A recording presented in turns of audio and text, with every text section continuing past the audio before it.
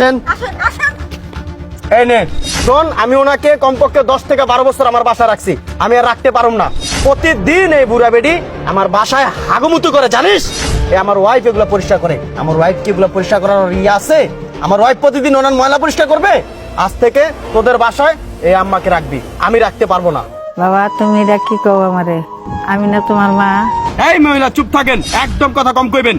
আমি যেটা কইছি ওইটাই শুনবেন। আজ থেকে ওদের বাসায় থাকবেন আপনি, আমার বাসায় আপনার জায়গা নাই। এই মাটা কি আমার একলারে গরিব পাইছে দেখে কেন আমার ইয়া করে ডাবাই দিবি? এই আপনারা কি ভাবছেন আমার হাজবেন্ডের কি আগের মতো কামাই রুজি আছে? পুরো মহিলাকে আমি রাখতে পারবো না, আপনারা নিয়ে যান তো। ও তুমি রাখতে পারবে না, রাখবো কি আমি? হ্যাঁ আমার কি কিছু কয়? শরীরে খাইয়া বই, হ্যাঁ বুড়ে বেড়ে আমি রাখবো? হ্যাঁ প্রতিদিন যে বিছনাতে আগের মতো পরিষ্কার আমারই করতে, তোমরা কে পরিষ্কার করে দিয়ে যাও? হ্যাঁ কি গন্ধ, কি বিচ্ছিরি, এখন তোমাকে মা তোমরা লয়ে যাও গা। এমনি তো এই বুড়ে বেড়ে আমি রাখবো না, ঠিক আছে? কিছুদিন পর আমার আম্মু বাসায় আসবে, আর এমনি তো আমার মা ওনাকে দেখতে পারে না, গা থেকে কি বাজে গন্ধকার প্রতিদিন খালি বিছনা আগের মতো। দেখ ইমরান, ও ঠিকই বলেছে। 2 দিন পর আমার শাশুড়ি আসবে, আর আমার শাশুড়ি এসে যদি দেখে উনি বিছনায় প্রস্তাব করতেছে, পায়খানা করতেছে, আমার শাশুড়ি এখান থেকে চলে যাবে। তোর তো জানিস আমার শাশুড়ির কোটি কোটি টাকা, সেগুলো সহ্য করতে পারবে না। লাস্ট মাস দেখবো যে আমার বউকে নিয়ে আমার শাশুড়ি চলে গেছে। তোরা ভাই মুরবি মহিলাটাকে নিয়ে চলে যায় এখান থেকে। এই বুড়া মহিলার আমি রাখবো কে? তোরা রাখ। আমাদের ঘরে 2 রুম, একটার ভিতরে আমার শ্বশুর শাশুড়ি থাকে। আমি আমার মাকে নিয়ে যাব না, যেহেতু উনি বিছনার ভিতরে মুইতা দেয়, আমি ওনারে নিমু না। এই বেড়ে তুই যদি এই বুড়ে মহিলারা আমার বাসায় নাস না, তোমার আমি বাসা থেকে গা ধাক্কা দিয়ে বের করে দেবো। এটা আমার বাবার টাকা, মানে কোনো বৃদ্ধাশ্রম না। দেখ ভাই, আমি সুন্দর করে একটা কথা বলি, তুই ওনাকে নিয়ে যা। তুই কি চাস যে ও আমাকে বাসা থেকে বের করে দেখ আর আমি রাস্তায় থাকি? তুই ওনাকে তোর বাসায় রাখ, এটাই সবচেয়ে ভালো হবে। বাবা 10 মাস 10 দিন ধরে রাখছি। বাবা কেমনে আমার ঘরে বেঁচে জায়গা দেস না? বাবা আমি তো তুঙ্গর মা লাগি। মা এই ইমোশনাল কথা আমার কইলে হইব না। আর বাপে যা সময় সম্পত্তি আছিল সব তো বেচ্চা তুমি খাইয়া লাইছো, অনেক তো কিচ্ছুই নাই। বুড়া বয়সে আমি কি করুম? একটা কাজ করো, বায়ো যেহেতু তোমার ঘরে জায়গা দিব না, আমিও যেহেতু ঘরে জায়গা দিতাম না, কমলাপুর একটা সালালে বইয়া থাও। হিন তোমার মাসে হইলো 9,000 টাকার মতো আইবো। হিনতে না আমার 5,000 টাকা দিয়ে দিবা, আর 4,000 তুমি খাইও। আইও আমি তোমার কমলাপুরই বয়াই দিই। কমলাপুর জামো ভালো ভালো করে ভিক্ষা করবেন, আর মানুষকে কইবেন বাজান আমার দেও, আমার ফলাফাই নাই। ঠিক আছে মা, ভালো ভালো টাকা কামাই বায়ো। আপত্তিটা হয়েছে, আসো। চলো। এই বুড়া মহিলা তাড়াতাড়ি চল, হাঁটতে পারস না? গায়ে জোর নাই? শোনো, এখানে ভালো জায়গা, এখানে বসে দাও, এখানে ভালো ভিক্ষা পাওয়া যাবে, ঠিক আছে? এখানে বসে দাও ওনাকে।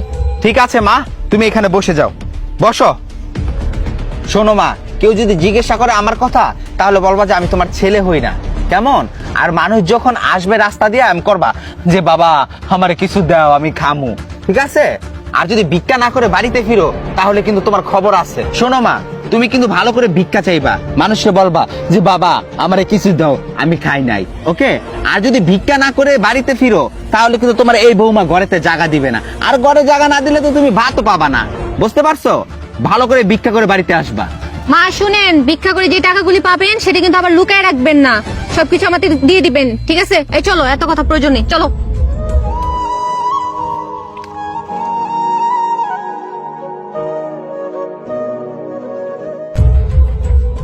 এক্সকিউজ মি, হ্যাঁ বলেন, কি হয়েছে? এখানে যে জলাখা বেগমের বাসাটা কোথায়? অ্যাকচুয়ালি ওনার ব্যাংক অ্যাকাউন্টে 20 কোটি টাকা জমে আছে। 20 কোটি টাকা? এই টাকাটা আমরা ওনার কাছে পৌঁছে দিব। আরে আরে, এই তো আমার আম্মা, টাকাগুলো আমার কাছে দিন না। সরি ম্যাম, আমরা গ্রাহককে ছাড়া টাকাটা দিতে পারবো না।